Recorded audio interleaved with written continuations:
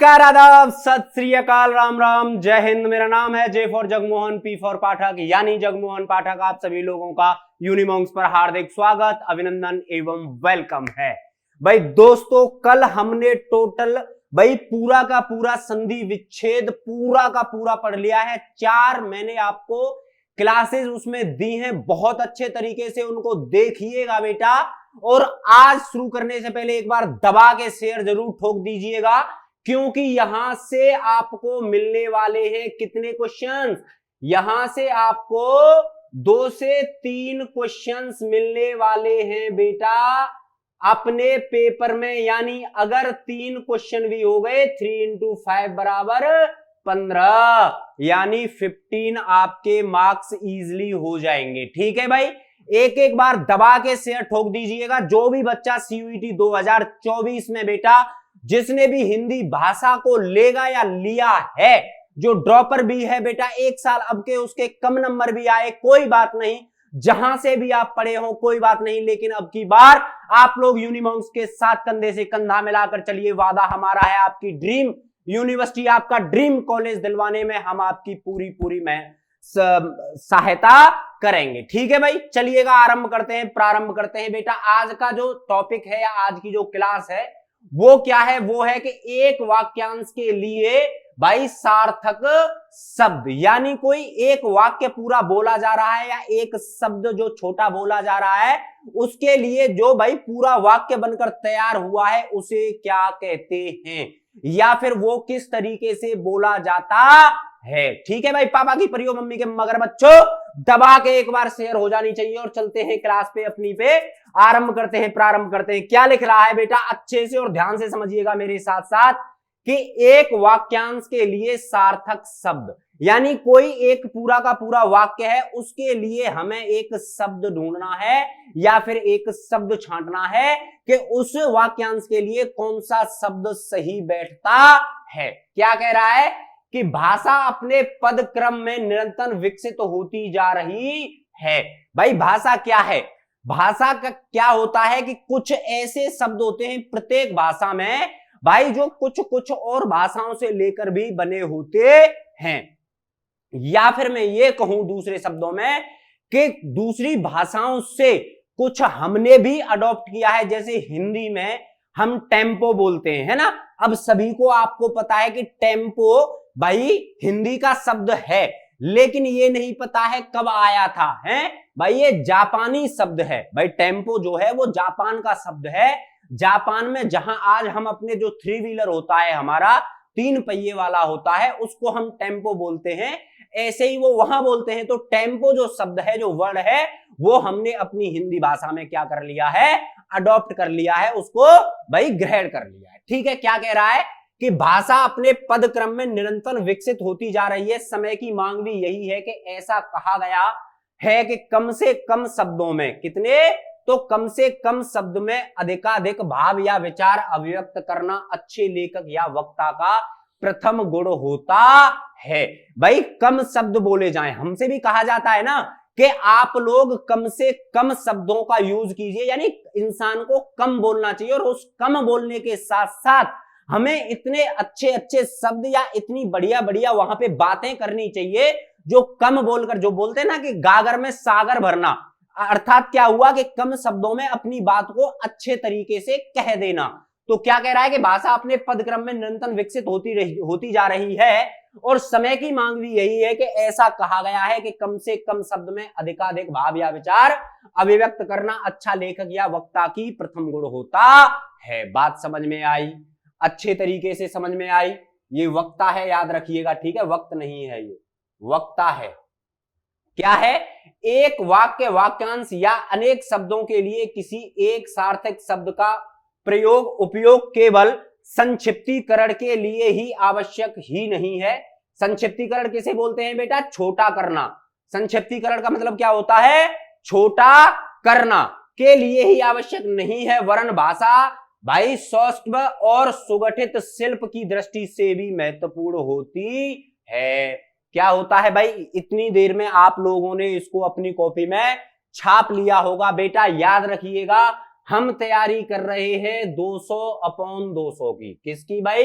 200 upon 200 की एक भी चीज आपकी मैं ऐसी नहीं छोड़ने वाला हूं जो आपको आगे चलकर परेशानी हो। इसीलिए बार बार कह रहा हूं, एक एक चीज को अच्छे तरीके से अपनी कॉपी में राइट डाउन कीजिएगा बेटा। अच्छे बिल्कुल एकदम सभ्य स्टूडेंट की तरह। क्या कह रहा है कि एक वाक्य, वाक्यांश या अनेक शब्दों के लिए किसी एक सार्थक शब्द का प्रयोग, उपयोग केवल संक्षिप्तीकरण के लिए ही आवश्यक नहीं है, वरन भाषा, सौष्ठव और सुगठित शिल्प की दृष्टि से भी महत्वपूर्ण है। आ गई बात समझ में? आगे बात करते हैं बेटा कुछ जो महत्वपूर्ण शब्द हैं। ठीक है भाई, कुछ महत्वपूर्ण शब्द निम्नलिखित हैं भाई। एक छोटा शब्द लेंगे हम और उस छोटे शब्द का बड़ा डेरिवेशन में आपको बताऊंगा कि उसका मतलब क्या होता है। बात समझ में आई? एकदम अच्छे से आई। कैसे भी आ सकता है वाक्यांश पूरा करने के लिए, याद रखिएगा भाई, सार्थक वाक्यांश बनाने के लिए किसी भी तरीके से आ सकता है। जैसे आपको केवल ये दे दिया जाए, ये छुपा दिया जाए आपसे और कहा जाए कि जिसके आने की कोई तिथि ज्ञात ना हो। क्या ना हो बेटा? तो जिसके आने की कोई तिथि ज्ञात ना हो उसको क्या कहा जाता है? अबे उसी को तो कहा जाता है अतिथि। उसी को क्या कहा जाता है? अतिथि कहा जाता है। बात समझ में आई? तो हम कुछ महत्वपूर्ण शब्द हैं, इनको यहां पर अच्छे तरीके से पढ़ रहे हैं। देखते हैं ये कैसे कैसे शब्द हैं और क्या कह रहा है। नंबर फर्स्ट क्या है, और जो बेटा स्टार मार्क बनाते जाऊंगा मैं, जो अति महत्वपूर्ण होंगे याद रखना, वो पेपर में आपसे पूछे जा सकते हैं। देखिए क्या है। पहला है अतिथि। अतिथि यानी जिसकी कोई तिथि ना हो, जिसकी कोई डेट ना हो, जिसके आने की कोई तिथि ज्ञात ना हो, उसी को कहा जाता है अतिथि। उसी को क्या कहा जाता है? अतिथि। अनाथ।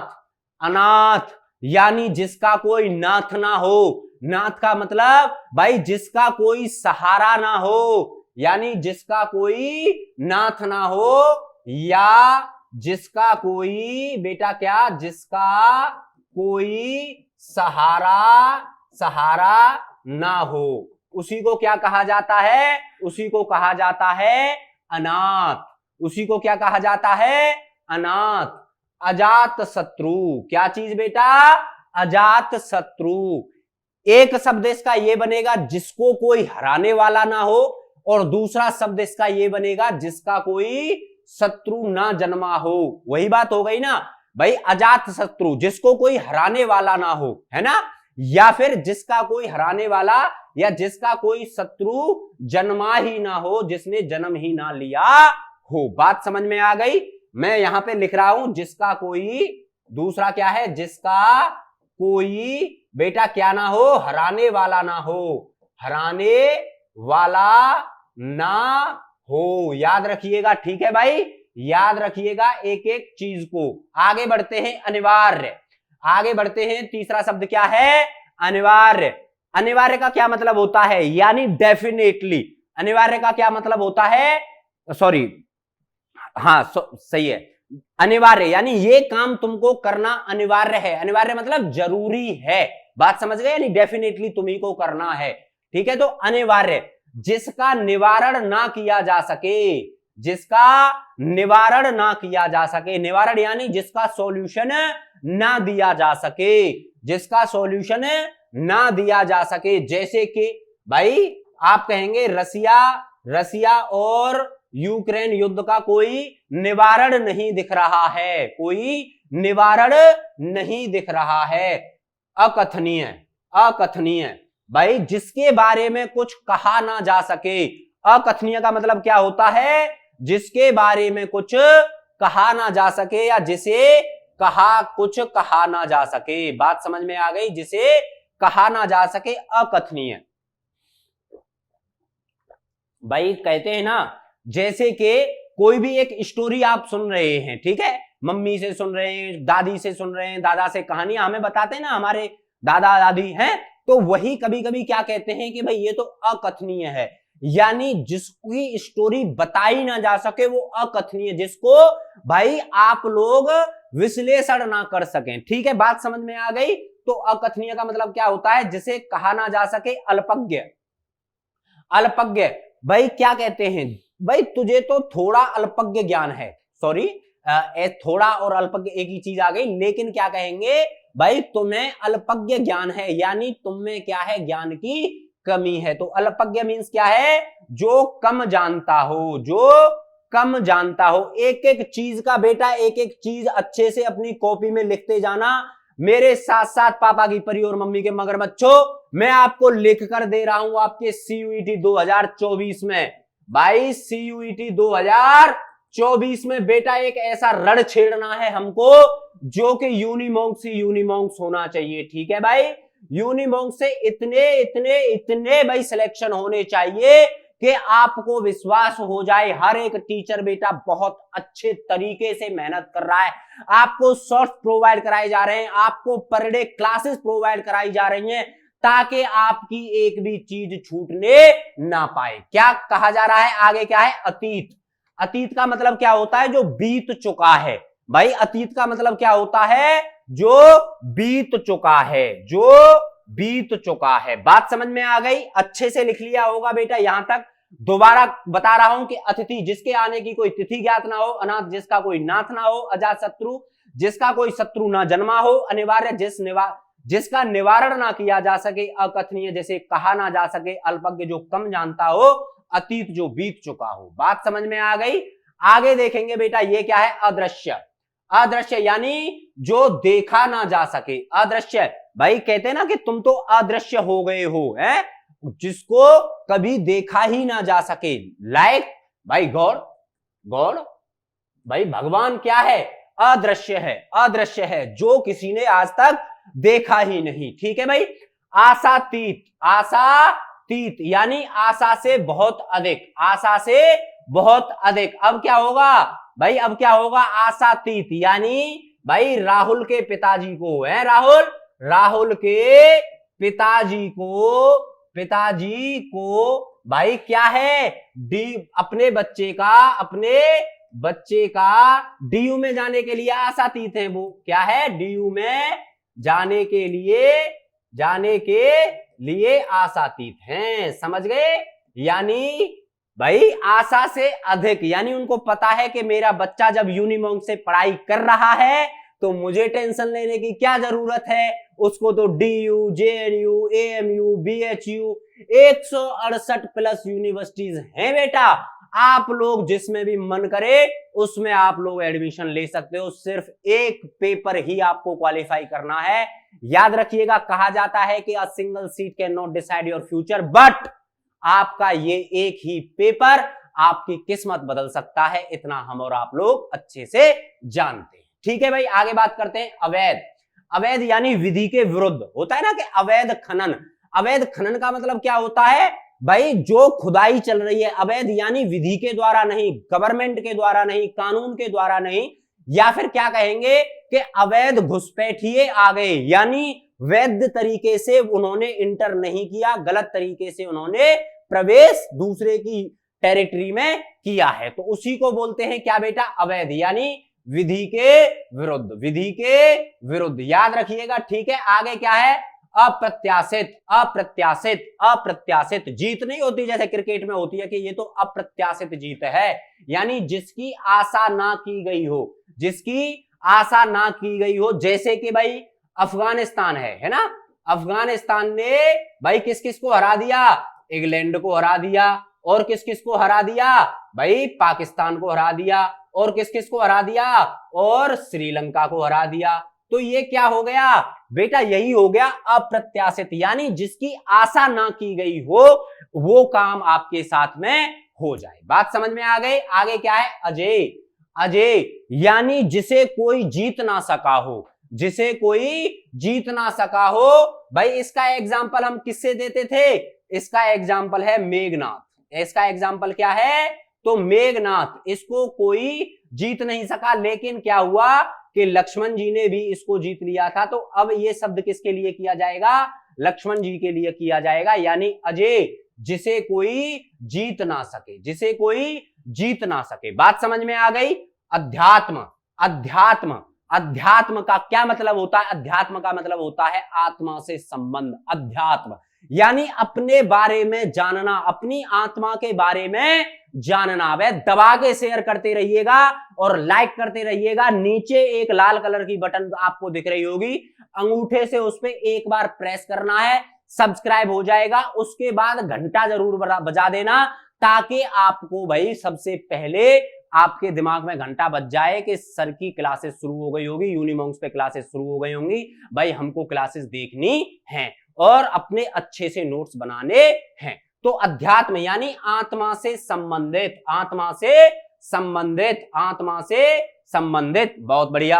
अभेद, अभेद यानी जिसका भेदन या छेदन ना किया जा सके। अभेद का मतलब क्या होता है? जिसको भेदा ना जा सके या फिर जिसका छेदन ना किया जा सके, वही क्या होता है? अभेद होता है। वही क्या होता है? अभेद होता है। आगे बात करते हैं अविनाशी। क्या है? अविनाशी, जो कभी नष्ट ना होने वाला हो, अविनाशी। याद रखिएगा बेटा, स्टार मार्क बना के चल रहा हूं और ये तो 5 स्टार बना दिया है अविनाशी पे। ये तो आपसे 101% पूछा जाना है। क्या चीज? अविनाशी, जो कभी नष्ट ना होने वाला हो। भाई एक बार फिर से बता रहा हूं अच्छे तरीके से, तब तक आप राइट डाउन कीजिएगा। पानी पी लेता हूं।